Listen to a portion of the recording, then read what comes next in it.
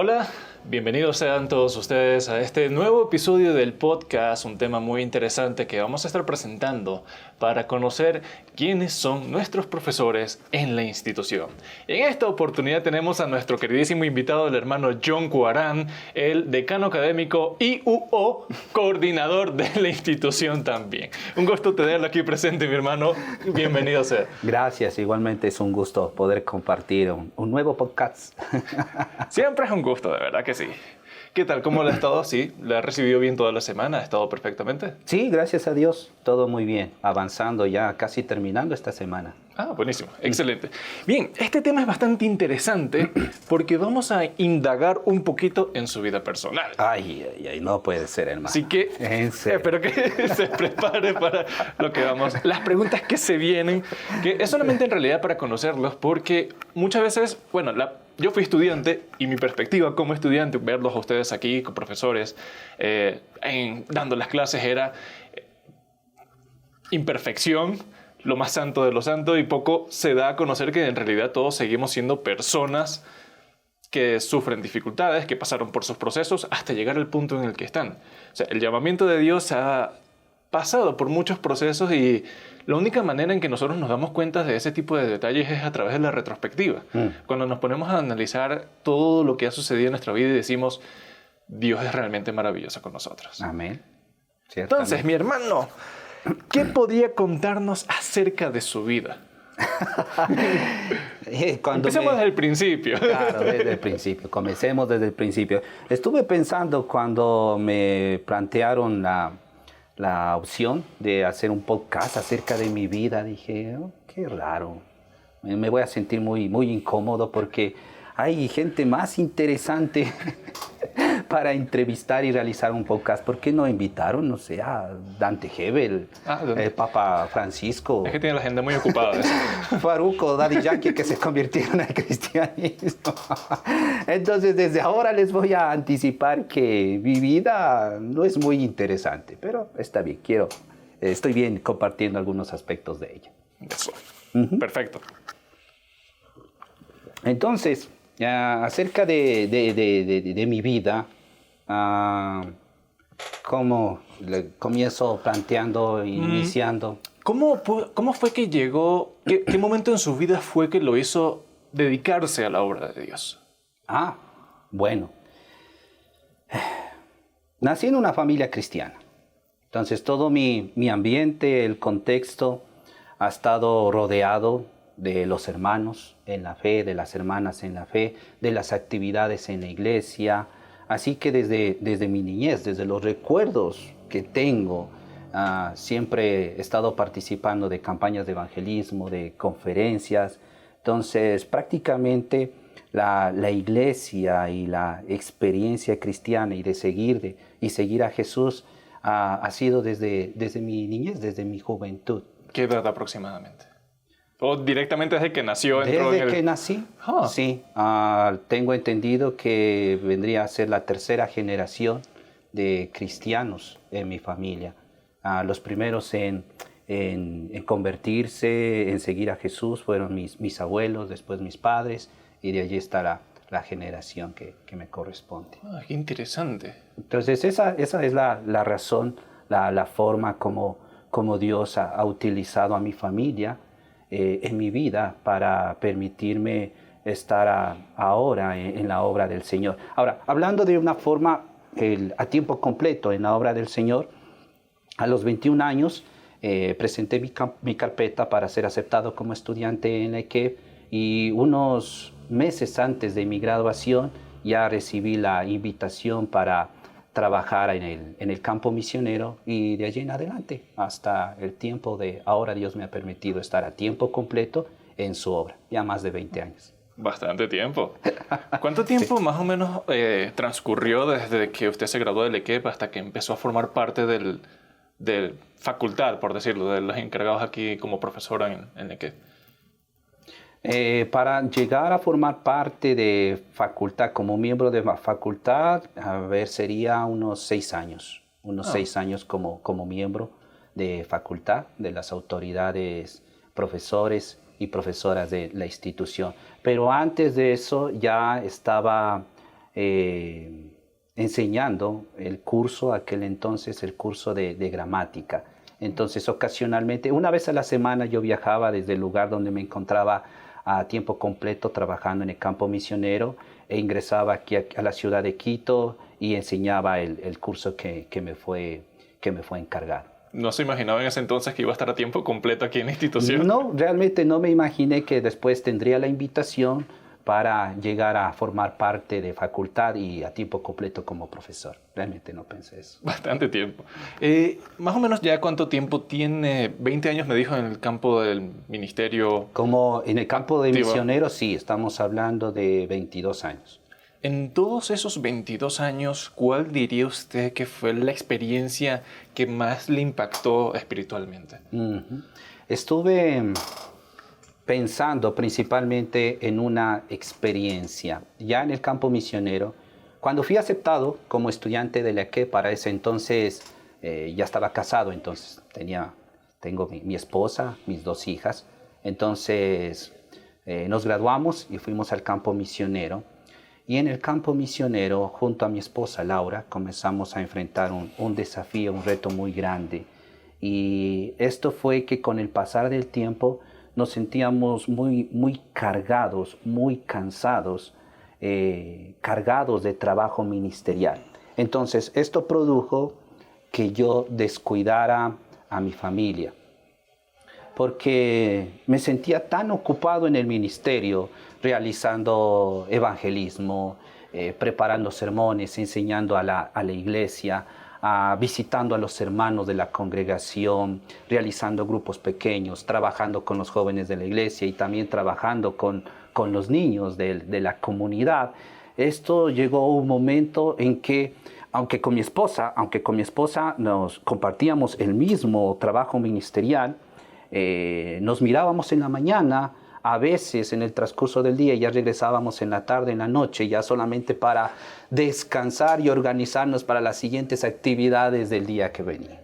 Entonces era muy difícil, pero gracias a Dios y con la ayuda de mi esposa, después de un tiempo analizamos lo que estaba pasando en nuestra familia, rectificamos, hicimos las correcciones que necesitábamos y logramos generar tiempos de calidad con la familia y de esta manera tratar de aprovechar lo máximo que podíamos el tiempo para pasar juntos. Entonces, fue bastante complicado en ese momento el mantener ese balance entre como que la vida ministerial y la vida familiar, encontrar cómo solucionarlo, pero sí, al final se logró. Sí, pero llevó un tiempo porque hay un problema en el campo misionero.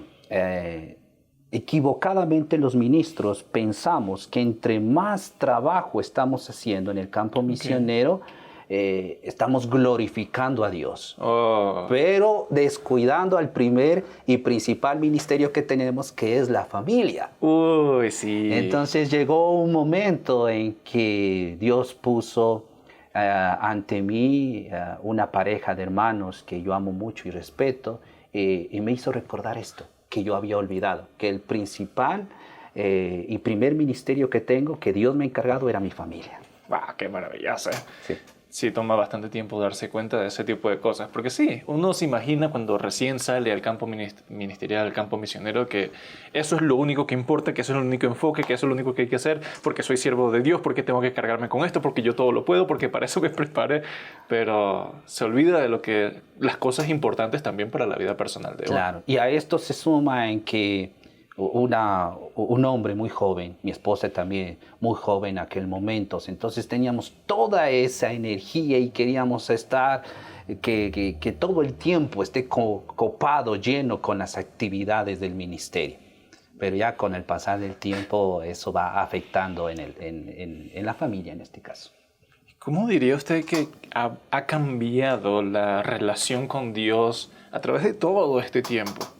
¿Cuáles han sido esos cambios que ha pasado en cuanto a su relación con Dios? ¿Cómo eso se ha transformado? En crecimiento. Con respecto a mi relación con Dios, puedo decir en crecimiento, cada vez aprendiendo a decir con sentido, conscientemente, Dios, haz tu voluntad en mi vida y no la mía. Pero mi relación con Dios en estos años, mirando de manera retrospectiva, puedo pensar en dos hitos o en dos momentos que a mí me marcan en mi formación espiritual. Y el uno es que yo crecí, como lo había mencionado, y provengo de una familia cristiana, pero el ambiente religioso demasiado legalista. Oh. Esto produjo que yo adquiriera una visión o un entendimiento acerca de Dios como un ser que condena y castiga. Y esta perspectiva yo la mantuve durante muchos años, aún después de mi graduación de aquí de la institución, de la EQUEP.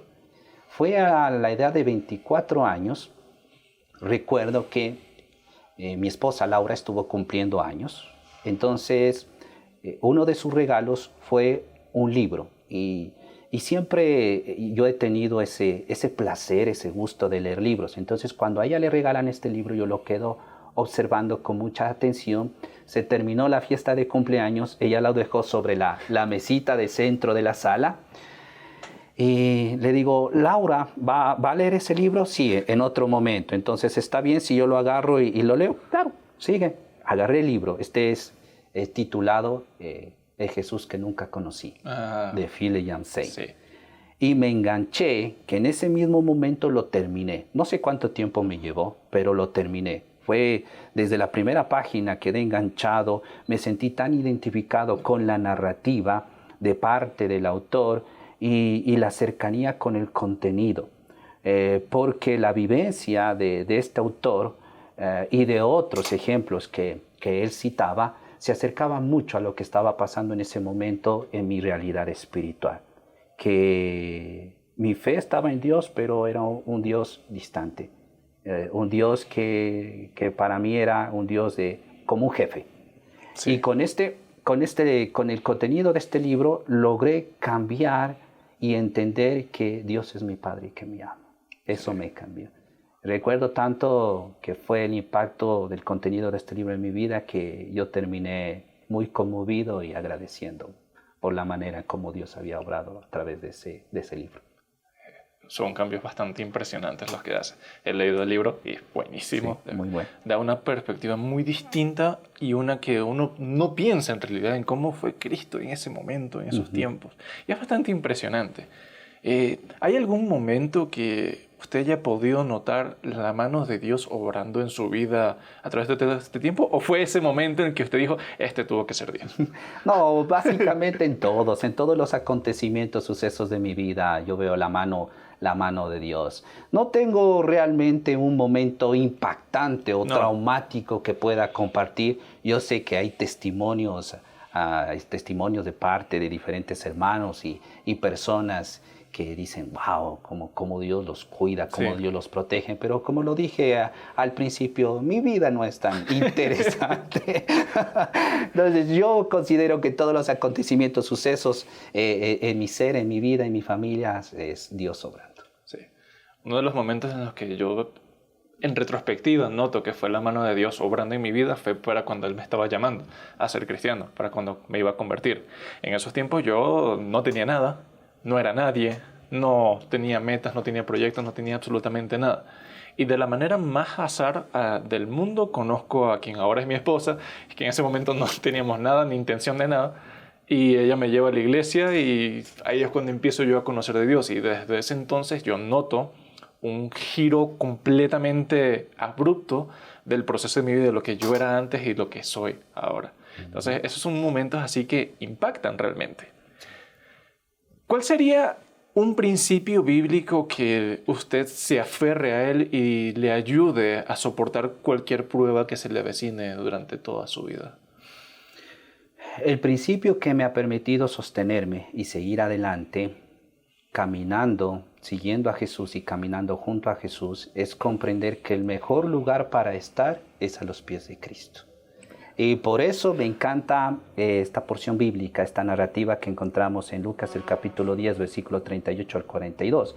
Y principalmente cuando Jesús le dice a Marta que María había escogido lo mejor y que nadie se la va a quitar. Oh.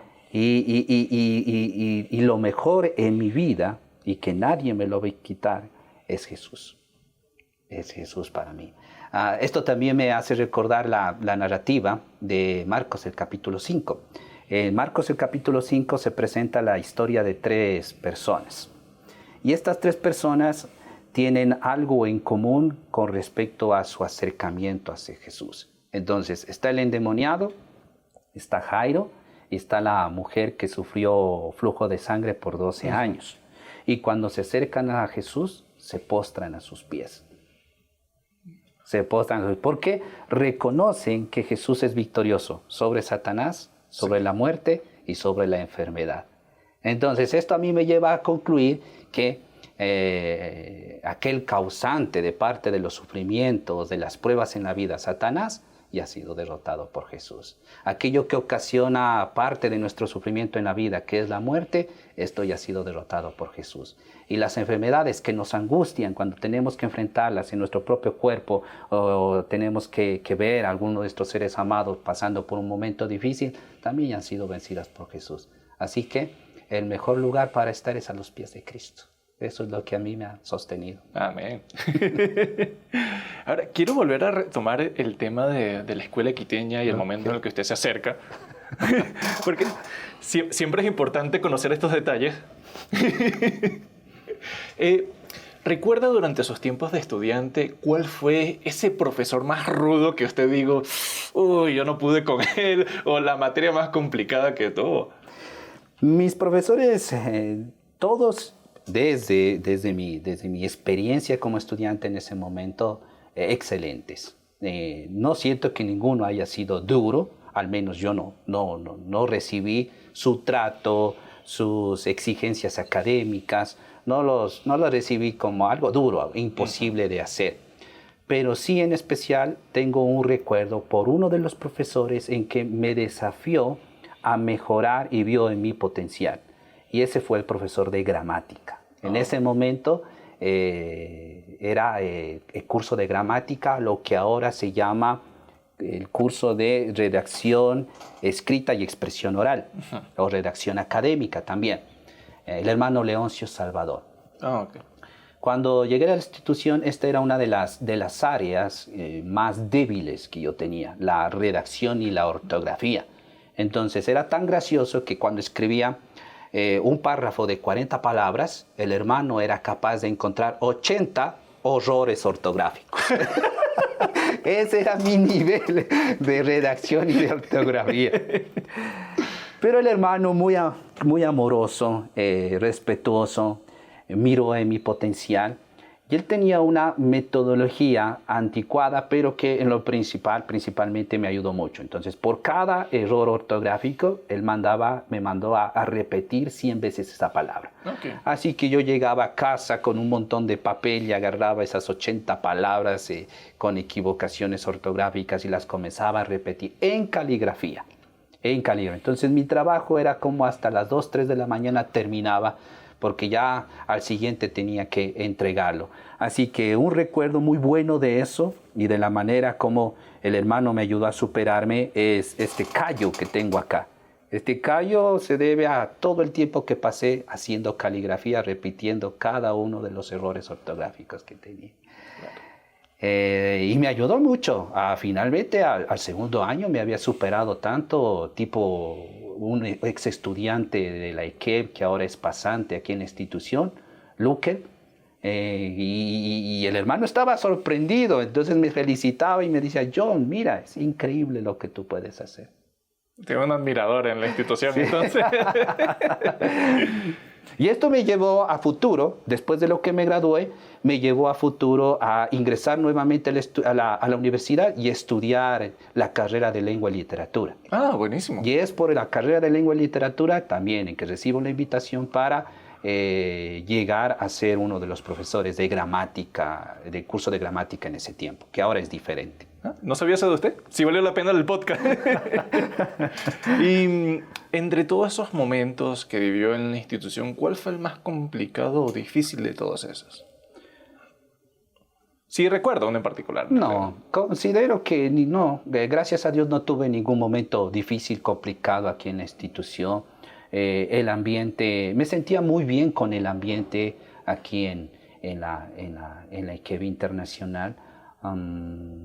Pasábamos buenos momentos con los profesores, con los compañeros. Las exigencias académicas para mí no eran muy pesadas, más bien me sentía motivado, emocionado de todas las obligaciones y responsabilidades que teníamos con la tarea. Con los compañeros de segundo o tercer año, que en ese momento teníamos presencia de primer, segundo y tercer año aquí en la institución, encontrábamos, aunque era un calendario académico más apretado, encontrábamos espacios para distraernos y cada vez que teníamos estos espacios jugábamos, nos desestresábamos jugando ecuavoli. Aquí aprendí a jugar ecuavoli. Bueno. Entonces, eso fue algo muy bueno para mi salud y mi bienestar físico, porque estaba llevando una vida sedentaria. Jugábamos fútbol, salíamos a los parques los fines de semana a jugar fútbol, jugábamos básquet porque estaba habilitada la cancha de básquet, ping-pong, y fue un buen momento con los profesores y los compañeros. Bastante agradable. Así es, hermano. Ya para terminar, ¿qué recuerdo valioso se llevó en todo este proceso que puede ser que le haya marcado o que recuerda con mucho aprecio de que estuvo en la IKEB, ahora como un profesor de la IKEB? Ahora como profesor de la IKEB. Un recuerdo valioso, algo que se llevó en su corazón, algo que le haga sentir... Sí. Bueno, pero ahora como profesor de la IKEB. Ahora como profesor o como estudiante. Mi tiempo de estudiante. Algo que me gustaba mucho de mi tiempo durante estudiante era el ministerio práctico. Porque el ministerio práctico era de 30 horas que teníamos que cumplir los estudiantes. Entonces, para cumplir esas 30 horas había que hacer mucho trabajo de evangelismo y visitas. Eso me permitió conocer a varios hermanos y hermanas de la Iglesia de Cristo, la Colón, que es la iglesia donde se comparte el espacio conjunto con respecto a la infraestructura. Entonces tengo muchos buenos recuerdos de hermanos y hermanos en la fe de la iglesia que conocí en ese momento. Algunos ya no están con nosotros. El día de ayer recibí la triste noticia que uno de estos hermanos que yo conocí, aprecié mucho, falleció. Entonces esto es algo que me ha marcado, porque aunque yo era enviado como estudiante para hablar con ellos, edificarlos, animarlos, realmente era yo el edificado y el animado por los hermanos. Así que yo gozaba, me encantaba el ministerio práctico. Y tuve también la autorización y la oportunidad de hacer el ministerio práctico con mi esposa. Entonces yo iba con Laura y decía, Laura, vamos a visitar a este hermano y vas a ver por sus palabras cómo salimos edificados y animados nosotros. Excelente. Eso era increíble. Bueno, le agradezco muchísimo por haber compartido toda esta experiencia aquí con nosotros y con nuestra audiencia. De nada, gracias. Esperamos poder verlo nuevamente en próximos episodios. Bueno, si no, ya inviten ya a Dante Hebel. Sí, si no. Alguien más famoso. Un gusto de verdad. Gusto. Nos vemos hasta el próximo episodio. No se lo pierdan.